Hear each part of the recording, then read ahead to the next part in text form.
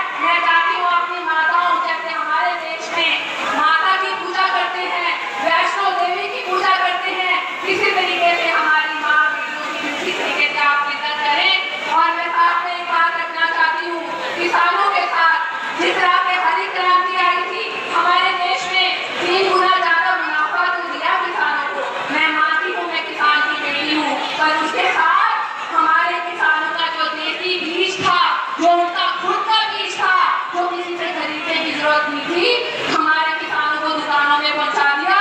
वो जो हाइब्रिड बीज आया, मैं मानती हूँ कि उसने हमें दूसरी तरक्की दी, दूसरे पैसे दिए, पर उसके साथ इतनी सारी बीमारियां भी वो साथ में हमारे खेतों में लेके आया। इतनी सुंडी की बात होती है, इतने चिटे मच्छर की बात होती है, वो किसको भुगतने पड़ता है? हमारे किसानों को भुगतना पड़ता है। वो एक ही दुकानदारी है, वो एक ही कंपनी है जहाँ से वो बीज आता है, जहाँ से वो स्प्रे आती है उसके ऊपर डालने के लिए, वहाँ से ही बड़ी कंपनियां कैंसर की बीमारियों का इलाज बनाती हैं और फिर बोला जाता है स्प्रे मत डालिए, अगर स्प्रे ज्यादा डालेंगे तो सरकार किसान का अनाज नहीं लेगी। तो किसान क्या करे? पहले किसान की नीतियां ये डिसाइड करते हैं, मिनिस्टर सारे बैठ के बड़े बड़े कॉर्पोरेट कंपनियों के साथ बिजनेस की डील करते हैं और बाद में किसान के अनाज को ठुकरा देते हैं। मैं ये कहना चाहूंगी, किसानों को अपना फैसला खुद करना चाहिए और अपने देसी बीज को अपने पास संभाल के रखना चाहिए। फिर ये कहते हैं कुदरती फार्मिंग आनी चाहिए, ऑर्गेनिक फार्मिंग आनी चाहिए। कैंसर जैसी बीमारियां आपके घर में आ गई। ऐसे खेत है पंजाब हरियाणा में जिसकी जमीन को भी कैंसर हो गया। किसके कारण हो गया? ये जो कंपनियां स्प्रे बनाती हैं, ये जो कंपनियां राउंडअप जैसी स्प्रे बनाती हैं जो आपके घास की जड़ों को भी खत्म कर देता है, ये आपकी घास की जड़ों को भी खत्म कर रहा, ये आप किसानों की जड़ों को भी खत्म कर रहा है। आपको पता होना चाहिए ये जो खतरनाक स्प्रे है ये अमेरिका जैसी कंट्रियों में बैन हो चुकी है। ये वियतनाम की लड़ाई में उन्होंने गुरिल्ला को खत्म करने के लिए, जंगलों को खत्म करने के लिए इस्तेमाल की थी और आने वाले टाइम पे वहाँ पर अपाहिज बच्चे पैदा हुए थे, दिमाग से पैदल बच्चे पैदा हुए थे। आज से 15 साल पहले, 20 साल पहले किसी भी गांव में अपाहिज या मेंटली डिस्टर्ब बच्चे इतने पैदा नहीं होते थे जितने आज की तारीख में होते हैं। वो उसका कारण ये स्प्रे और ये राउंडअप जैसी स्प्रेयों का कारण है। तो हमें ये समझना चाहिए कि ये जो हमारी गवर्नमेंट की नीतियां हैं, हमें इनसे सोच समझ के इनकी चीजों को इस्तेमाल करना चाहिए। ये जितनी इंडस्ट्रीज हैं ये सारी दूसरी कंट्रियों में बैन है, पर हमारे इंडिया, बांग्लादेश, पाकिस्तान में इनकी कंपनियां लगा रखी हैं। चावल की बदल के अलावा इनकी का MSP का कोई फिक्स प्राइस नहीं देते। क्या हमें दाल उगाने की जरूरत नहीं है? आज की तारीख में हमें मूंगफली उगाने की जरूरत नहीं है? जो ये पेस्टिसाइड की कंपनियां लेके आती हैं, स्प्रे की कंपनियां लेके आती हैं, इससे अच्छा तो कहाँ पर किसान की खेती होती है, मूंगफली की खेती होती है, वहाँ पर मूंगफली की इंडस्ट्री लगाई जाए ताकि किसान को भी फायदा हो और गवर्नमेंट को भी फायदा हो। किसान की मूंगफली की बदल भी ली जाए, वहाँ से गन्ने के लिए मिलें लगाई जाए ताकि किसान को भी बोनस मिले और सरकार का भी फायदा हो। ऐसी नीतियां लाने की जरूरत है हमें अपनी सरकार की, और ऐसे नेताओं के साथ चलने की जरूरत है। जैसे छोटू राम जी ने कहा था कि किसान जो है वो एक देश की, हमारे देश की रीढ़ की हड्डी है। हमें ऐसे नेता की जरूरत है जो अपने पार्टी पद से ऊपर उठकर, अपने पद से ऊपर उठकर किसान की आवाज रखें। और वो हमने किसान आंदोलन में देखा, चौधरी साहब ने किस तरीके से किसानों का साथ दिया था। और पीछे जब हमारी बेटियां, हमारी पहलवान बेटियां सड़कों पे बैठी थी, किस तरह से इन्होंने जाके उनका साथ दिया था। तो हमें ऐसे नेताओं की जरूरत है, किसान पुत्र की जरूरत है, वो जाट भाईचारे की जरूरत है, जो मेन पद पे बैठ के किसानों की आवाज रख सके।